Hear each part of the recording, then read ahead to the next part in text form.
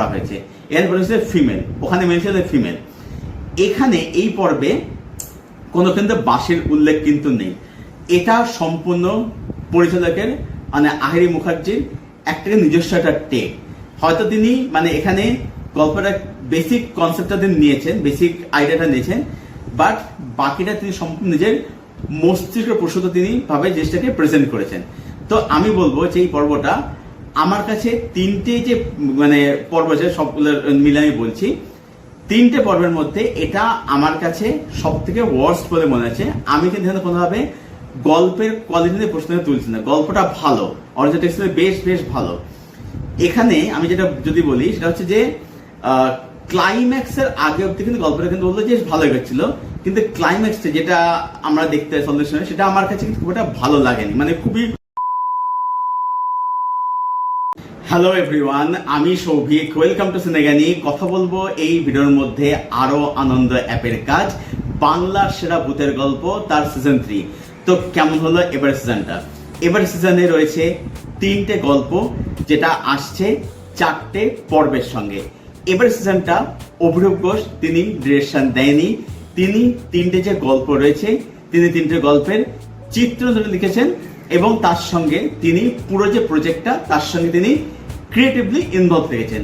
এবারে কোন পর্বটা কিরকম হলো সেটা আমরা এখানে পৃথকভাবে ডিসকাস করব, এবং তার সঙ্গে যেটা আমরা করব সেটা হচ্ছে এই যে 3টে গল্প বা 3টে পর্ব, সেটা যে গল্পের অ্যাডাপ্টেশন তার সঙ্গে আমরা একটা কম্পারিজন করার চেষ্টা করব, তবে সেটা অবশ্যই স্পয়লার না দিয়ে। So let's start. প্রথম পর্বের নাম হচ্ছে মিডিয়াম, যেটা বিভূতিভূষণ বন্দ্যোপাধ্যায়ের লেখা খোলা দরজার ইতিহাস অবলম্বনে নির্মিত। খোলা দরজার ইতিহাস আপনারা শুনতে পেয়ে যাবেন গল্পমুড়ের ঠে এবং আকাশবাণী কলকাতার ইউটিউব চ্যানেলে। এই পর্বটা ডিরেকশন দিয়েছেন সৌদীপ চ্যাটার্জি এবং এখানে ফিচার করছেন যুধাজিৎ সরকার, দেবপ্রিয় মুখার্জি, রুকমা রায়, ইন্দ্রাণী চ্যাটার্জি, তৃষা সাহা। তো এখানে যেটা আমরা দেখতে পাচ্ছি গল্প হিসাবে, মানে আমি এখানে পর্বের প্রিমাইসটা বলছি, দেন আমি কম্পারিজনে আসছি, যে রেখা চক্রবর্তী অর্থাৎ যে চরিত্রটা এখানে প্লে করছে রুকমা রায়, সে হচ্ছে মিডিয়াম, মানে তার মধ্যে বিভিন্ন স্পিরিটের বড় হয়, স্পিরিট তাকে পজেস করে। এবার তার মা, যেটা ইন্দ্রাণী চ্যাটার্জি প্লে করছে, মা এটা জেনে মেয়েকে দিয়ে ব্যবসা করাচ্ছে টাকা ইনকামের জন্য অবশ্যই। এবারে যেটা হচ্ছে সেটা হচ্ছে যে এখানে যুধাজিৎ সরকার ক্যারেক্টার যার হচ্ছে সন্তোষ দত্ত, সে হচ্ছে একটা ক্লায়েন্ট যে তার বাবার বিষয়ে জানতে আছে। মানে এরকম ভাবে ব্যবসাটা হয়ে থাকে যে ক্লায়েন্ট আসবে, ক্লায়েন্টের কেউ প্রিয়জন কেউ মারা গেছে, সেই প্রিয়জনের সঙ্গে একটা কথোপকথন করার জন্য ক্লায়েন্ট সেই বাড়িতে আসছে এবং মা তাকে বলছে যে তোর ক্লায়েন্ট এসছে, ক্লায়েন্ট এসে যা। এবং সেই ক্লায়েন্ট যার সঙ্গে কথা বলতে চায়, যে মৃত মানুষের কথা বলতে চায়, সেই মৃত মানুষের আত্মা এই মেয়েটির মধ্যে ভর করছে এবং এতে তার মায়ের একটা ইনকাম হচ্ছে। এটা হচ্ছে গল্প। এবারে এই যে পর্বটা, এই মিডিয়াম যে গল্পটা, এটা এই সিজনের বেস্ট গল্প মনে হয়েছে। এখানে আমরা 2টো পর্ব দেখতেছি, গল্পের 2টো পর্বে বিভক্ত করা হয়েছে। প্রথম পর্ব রয়েছে যুধাজিৎ সরকার, দ্বিতীয় পর্ব রয়েছে দেবপ্রিয় মুখার্জি। দুজনে কিন্তু 2টো পৃথক গল্প রয়েছে, কিন্তু এখানে কমন ফ্যাক্টর হচ্ছে এখানে রেখা চক্রবর্তীর চরিত্রটা। এটা অ্যাকচুয়ালি কিন্তু রূপমার এখানে গল্প। তো আমি বলবো যে এটা বেশ পর্ব হয়েছে। এখানে কিন্তু হরর সিনগুলো বলবো যে বেশ ভালো করে, বেশ ডার্কভাবে কিন্তু এক্সিকিউট করা হয়েছে, বেশ ভালো লাগবে। বেশ এন্ডিংটা কিন্তু বলবো বেশ বেশ ভালো। এই পর্বের মধ্যে look and feel, making, camera work, specially sound design, যে কোনো হরর কাজের মধ্যে সাউন্ড এডিটিং এবং সাউন্ড ডিজাইন কিন্তু সব থেকে ইম্পর্টেন্ট, যেটা হরর সিনগুলোকে এলিভেট করতে ভীষণভাবে সাহায্য করে। এখানে কিন্তু প্রতিটা হরর সিন খুব সিরিয়াসভাবে, ডার্কভাবে কিন্তু ট্রিট করে, যেটা কিন্তু দেখতে কিন্তু ভয় লাগে। দেখুন, আমি ওরকম কুল সাজার জন্য না ভয় পেলাম, কিন্তু এসে না আমার ভয় একটু লাগেনি, আমি ওর সাজতেই পারবো না। আমি গল্পটা কালকে মাঝরাতে দেখেছি এবং আমি কিন্তু বলবো যে ভয় কিন্তু আমার লেগেছে। মানে হররটা যদি আপনি দেখুন, আপনি দিনের বেলায় দেখছেন আপনার অত ফিল হবে না, কিন্তু আপনি রাত্রিবেলায় একা ঘরে অন্ধকার করে আপনি কানে হেডফোন দিয়ে দেখুন, আপনি কিন্তু সে ভাইব শুনতে পাবেন। সেটা কিন্তু আমি পেয়েছি, যেটা আমি কিন্তু স্যাটিসফাই করতে পেরেছি। এখানে আমার সবথেকে এই পর্বের মধ্যে আমার সবথেকে পারপাস লিস্ট হচ্ছে রুকমা রায়। রুকমা মিডিয়াম রোলটা প্লে করছে, তিনি কিন্তু দারুণ কাজ ডেলিভার করেছেন, দারুণ লেগেছে তার কাজ। যেটার মধ্যে ভয়েস মডুলেশন করেছেন, এক্সপ্রেশন, সেগুলো সত্যি দেখবার মতো। এবং এই পর্বদের প্রশংসাই করবো, এখানে সব ক্ষেত্রে মানে পর্বতে প্রশংসা করছি। তা হচ্ছে যে যেহেতু বাজেটটা এখানে খুব বেশি নেই, কম, তাই এখানে কিন্তু খুব বেশি কিন্তু মেকআপ বা প্রস্থেটিকে যাওয়া কিন্তু হয়নি, খুবই মিনিমাম মেকআপ সেখানে রাখা হয়েছে আর কি। কিন্তু সাউন্ড ডিজাইন বা সাউন্ড এডিটিংয়ের মাধ্যমে বা ক্যামেরার কাজ, শর্ট যেহেতু ভালো, আলো আধারের কাজ যেহেতু খুব ভালো, সেখানে কিন্তু ওটা কিন্তু ভালো করে এক্সিকিউট হয়ে যাচ্ছে। এছাড়াও যদি যা বলি দেবপ্রভু হয়েছে, তারাও তাদের কিন্তু বলো ভালো কাছে। বাট এই পর্বটা, এই গল্পটা কিন্তু মিডিয়াম গল্পটা কিন্তু পুরোপুরি রুকমারি গল্প বা রেখা চক্রবর্তীর গল্প। এবারে যদি আসি আমি হচ্ছে কম্পারিজনে, যে এটা কতটা অ্যাডাপ্টেশন হলো, আমি বলবো যে এটা একটা খুব বুদ্ধিদীপ্ত, এটা একটা খুব ফেথফুল অ্যাডাপ্টেশন হয়েছে। যদি আপনার গল্পটা পড়ে দেখেন, দেখবেন যে সেখানে কিন্তু গল্পটা শুরু হচ্ছে সন্তোষ দত্তকে দিয়ে, অর্থাৎ যে চরিত্রটা জয়দেবদা প্লে করেছেন। এবারে দেখাচ্ছে কি যে সন্তোষ দত্তের ক্যারেক্টারটা সে পরদের চর্চা করে, কিন্তু এইখানে আমরা দেখতে পাচ্ছি সে কিন্তু এগুলোতে বিশ্বাস করে না, অর্থাৎ চরিত্রের মানে পরিবর্তন করা হয়েছে। আমরা পর্বে দেখতে পাচ্ছি কি যে রেখা চক্রবর্তী গল্প শুরু হচ্ছে তার মা তাকে দিয়ে ব্যবসা করে, তার এই অলৌকিক ক্ষমতা জানার পরে, কিন্তু গল্পের কিন্তু এরকম কোনো অ্যাঙ্গেল নেই। অর্থাৎ এটা করা হয়েছে হচ্ছে সিনেমাটিক লিবার্টির জন্য, যাতে জিনিস দেখতে পাচ্ছে ডার্ক লাগে। এখানে সন্তোষ দত্ত রেখা চক্রবর্তীর কাছে আসছে, কিন্তু গল্পকে দেখছি যে কথকের মাধ্যমে, লেখকের মাধ্যমে সন্তোষ দত্তের পরিচয় জানতে পারছি, সে যাচ্ছে রেখা চক্রবর্তীর কাছে। এবং যেটা আমরা জানতে গল্পের মধ্যে হচ্ছে যে তাদের একটা সোসাইটি আছে, সোসাইটিতে রেখা চক্রবর্তী খুব পরিচিত, কিন্তু এই পর্বের মধ্যে কোনো কিন্তু সোসাইটির কথা কিন্তু উল্লেখ কিন্তু নেই। অর্থাৎ এখানে যে অ্যাডাপশন করা হয়েছে সেটা কিন্তু বলবো যে একদম টু দ্য পয়েন্ট এবং একদম বুদ্ধিদায়ক জিনিসটাকে অ্যাডাপ্ট করা হয়েছে। অরিজিনাল গল্পের মধ্যে সেখানে কিন্তু দেবপ্রভু চরিত্রের উল্লেখ নেই, পুরোটা ফোকাস থাকে কিন্তু সন্তোষ চরিত্রের উপরে। তো আমি বলবো যে গল্পটা সে ড্রামা জোনে অপারেট করছে, শেষের পোর্শনটা একটু ডার্ক জোনের মধ্যে ঠোকে। তো আমি বলবো যে অ্যাডাপশনটা খুব ইন্টেলিজেন্টভাবে করা, বুদ্ধিতে করা হয়েছে। যখন আপনি গল্পটা শুনছেন তার মধ্যে ক্লাসিক্যালটা আছে আপনি অবশ্যই পাবেন, যখন ওই পর্বটা দেখছেন তার মধ্যে একটা কিন্তু মানে থ্রিলিং, একটা বঞ্চিন ভাইবস কিন্তু পাবেন।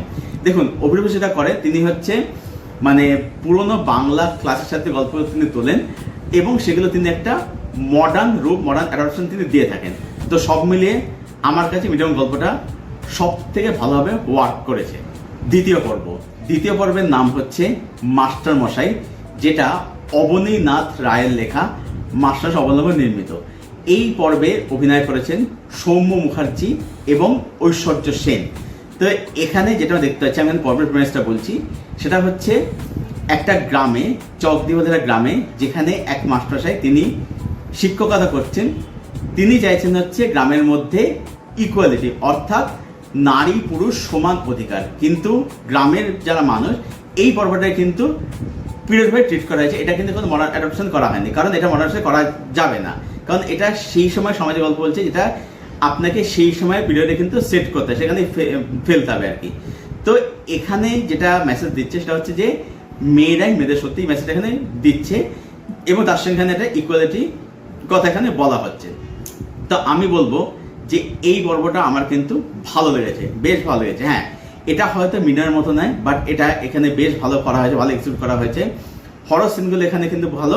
তবে আমি একটা কথা বলবো যে এই গল্পটাকে যদি আপনি শুধু একটা হরর কাজ হিসাবে দেখেন, আপনি কিন্তু হতাশ হতে হবে। এই পর্বটা, এটা ডিরেকশন দিয়েছেন হচ্ছে সর্বজিৎ চ্যাটার্জি। তো সর্বজিৎ তিনি যেটা করেছেন সেটা হচ্ছে যে ব্যাকড্রপটা হরর রেখেছেন, কিন্তু হররের সঙ্গে সঙ্গে তিনি যেটা করেছেন সেটা হচ্ছে যে এটা একটা সোশ্যাল স্টোরি, যেটা একটা মাস্টারের পার্সপেক্টিভ দিয়ে একটা সমাজকে দেখার একটা গল্প। ঠিক আছে, এখানে ভূত কিন্তু ভিলেন নয়, ভূত এখানে যে ভিকটিম। ইনফ্যাক্ট আপনি যদি মিডিয়াম গল্পটা দেখেন, সেখানে কিন্তু ভূত কিন্তু ভিকটিম, ভূত কিন্তু সে ভিলেন নয়। ঠিক আছে, এটা এখানে রিভেঞ্জ একটা অ্যাঙ্গেল রয়েছে, কিন্তু গল্পটা একটা কিন্তু সামাজিক একটা গল্প। তো যদি আপনি এই গল্পটাকে, এই পর্বটাকে একটা সামাজিক পার্সপেক্টিভ দেখেন, তাহলে গল্প আপনাদের বেশ ভালো লাগবে। এবং যদি আমি অ্যাডাপশনের কথায় আসি, এটা হচ্ছে যেটা আমি বললাম যে অবনীনাথ রায়ের লেখা, মাস্টারমশাই অবলম্বনে নির্মিত। এবারে এখানে কিন্তু অনেক কিছু চেঞ্জেস কিন্তু করা হয়েছে। অরিজিনাল টেক্সটের মধ্যে কিন্তু এই জেন্ডার ইকুয়ালিটি বা এই যে মাস্টারের যে মৃত্যু যে হচ্ছে সেটা কিন্তু মানে মানে সম্পূর্ণ অনেক কিন্তু তফাৎ কিন্তু রয়েছে, সম্পূর্ণ তফাৎ রয়েছে। অরিজিনাল গল্পের মধ্যে মাস্টার মারা যাচ্ছে একটা কারণে, এখানে মাস্টার মারা যাচ্ছে কিন্তু সম্পূর্ণ একটা অন্য কারণে, ঠিক আছে। তো অরিজিনাল গল্পের মধ্যে কিন্তু এখানে একটা কনফ্লিক্ট দেখানো হচ্ছে, অরিজিনাল গল্পের কনফ্লিক্ট ছিল বাট সেটা কিন্তু এখানে সারফেস লেভেলে। এখানে কিন্তু মানে অরিজিনাল গল্পের মধ্যে কিন্তু কোনো এই সামাজিক অ্যাঙ্গেল কিন্তু খুব একটা ছিল না, যে অ্যাকচুয়ালি মাস্টারের কি উদ্দেশ্য ছিল। যেটা আমরা জানতে পারছি যে মাস্টার সাহেব মারা গেছেন এবং তার আত্মা তার কর্মসূত্রে যাচ্ছে এবং আমরা একটা কিছুর এন্টিটির অস্তিত্ব আমরা বুঝতে পারছি, কিন্তু আলাদা করে মাস্টারকে কেউ দেখতে কিন্তু পাচ্ছে না। কিন্তু এখানে পরিবর্তন করে এখানে কিন্তু সেটা দেখানো হচ্ছে, ঠিক আছে। এখানে একটা রিভেঞ্জের অ্যাঙ্গেলে একটা কনস্পিরেসি রয়েছে। তো আমি বলবো যে এটাও কিন্তু একটা খুব বুদ্ধিদীপ্ত অ্যাডাপশনে করা হয়েছে। কিন্তু আমি একটা কথা এখানে বলবো যে আবারও বলছি, সেটা হচ্ছে যে এই গল্পটা আপনারা কিন্তু হরর হিসাবে কিন্তু দেখবেন না। হরর হিসেবে দেখতে আপনি কিন্তু হতাশ কিন্তু হতে হবে। এটা হররের ব্যাকড্রপে এটা একটা সামাজিক গল্প, যেটা একজন মাস্টার শিক্ষকের চোখ দিয়ে সমাজকে দেখার একটা গল্প এখানে দেখতে পাচ্ছি। তো এটা আমার কাছে ভালো লেগেছে এবং এখানে কিন্তু সুমন মুখার্জি বলি বা ঐশ্বর্য সুন্দর, তারা কিন্তু ভালো কাজ করেছে। লুক অ্যান্ড ফিল অবভিয়াসলি ভালো, বেশ ভালো। ক্যামেরার কাজ, রাতের দৃশ্য, আলো আঁধারের কাজ, তারপরে সাউন্ডিং, সেগুলো তো অবশ্যই কিন্তু বেশ ভালো। তবে আমি আবারও বলছি, সেটা হচ্ছে যে আমার কিন্তু শক্ত ভালো লেগেছে, মানে টেকনিক্যাল দিকটি শুধু বলি, সেটা শক্ত ভালো লেগেছে হচ্ছে আমার মিডিয়াম গল্পটার মধ্যে। তবে এখানে কিন্তু টেকনিক্যাল কাজ কিন্তু বলবো খুবই ভালো হয়েছে। তো এই ছিল আমার ওপিনিয়ন মাস্টারের গল্পটা নিয়ে। তৃতীয় পর্বের নাম হচ্ছে সোলো ট্রিপ, যেটা পরিচালনা করেছেন আহিরি মুখার্জি। তিনি নিজেই এই পর্বের মধ্যে একটা চরিত্রে, মানে যে প্রোটাগনিস্ট অর্থাৎ যে চরিত্রটা প্লে করছে অনন্যা ভট্ট, তার বন্ধু চরিত্রে অভিনয় করেছে। এই পর্বটা হেমেন্দ্র কুমার রায়ের লেখা, বাজলে বাঁশি কাছে আসি অবলম্বিত। এই পর্বটা আপনারা শুনতে পাবেন হরর উইকেন্ড সামথিংয়ের চ্যানেলটা না, আমার এই মতো অনুযায়ী সরি ফর দ্যাট, সেখানে আপনার গল্পটা শুনতে পেয়ে যাবেন।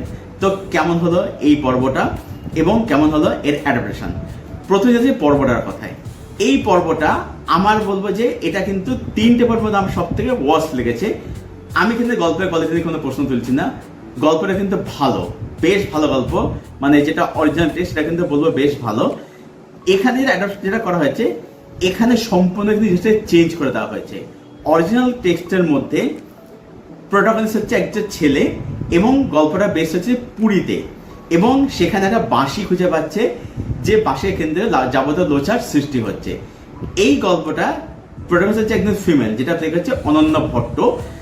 এখানে পর্বটা বেশ করা যাচ্ছে থাইল্যান্ডে। এটা কিন্তু মডার্ন অ্যাডাপশন, মানে এখানে একমাত্র মাস্টার মশাই বাদ দিয়ে বাকি দুটো পর্ব কিন্তু মডার্ন অ্যাডাপশন করা হয়েছে। এখানে বলেছে ফিমেল, ওখানে মেনশন ফিমেল। এখানে এই পর্বে কোনো কিন্তু বাঁশির উল্লেখ কিন্তু নেই। এটা সম্পূর্ণ পরিচালকের মানে আহিরি মুখার্জির একটা নিজস্ব একটা টেক। হয়তো তিনি মানে এখানে গল্পটা বেসিক কনসেপ্টটা তিনি নিয়েছেন, বেসিক আইডিয়াটা নিয়েছেন, বাট বাকিটা তিনি সম্পূর্ণ নিজের মস্তিষ্ক প্রসূত তিনি ভাবে জিনিসটাকে প্রেজেন্ট করেছেন। তো আমি বলবো যে এই পর্বটা আমার কাছে 3টে যে মানে পর্ব আছে সবগুলোর মিলে আমি বলছি, 3টে পর্বের মধ্যে এটা আমার কাছে সব থেকে ওয়ার্স্ট বলে মনে হচ্ছে। আমি কিন্তু এখানে কোনোভাবে গল্পের কোয়ালিটি নিয়ে প্রশ্ন তুলছি না, গল্পটা ভালো, অরিজিনাল টেক্সট বেশ ভালো। এখানে আমি যেটা যদি বলি সেটা হচ্ছে যে ক্লাইম্যাক্সের আগে অব্দি কিন্তু গল্পটা কিন্তু বলতো যে ভালো এগোচ্ছিল, কিন্তু ক্লাইম্যাক্সে যেটা আমরা দেখতে পাই সলিউশনে, সেটা আমার কাছে কিন্তু খুব একটা ভালো লাগেনি, মানে খুবই অদ্ভুত লাগলো আগে সলিউশনটা। এবং এখানে হরর সিন যদি বলি, অবশ্যই সিরিয়াসলি ট্রিট করা হয়েছে, বাট সেখানে কিন্তু ভয় কিন্তু আমি খুব বেশি কিন্তু এখানে আমি পাইনি, ঠিক আছে। কারণ ওটার মধ্যে কোথাও আমি ওই ডার্ক ওটা আমি অতটাই পেলাম না, ঠিক আছে।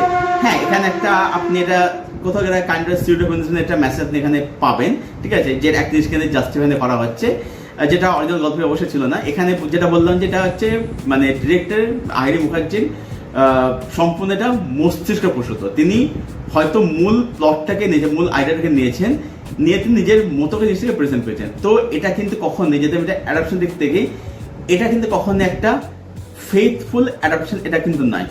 এখানে অনন্ত ভট্টের পারফরমেন্স আমার এখানে ডিসেন্ট লেগেছে, খারাপ কিন্তু ভালো লেগেছে।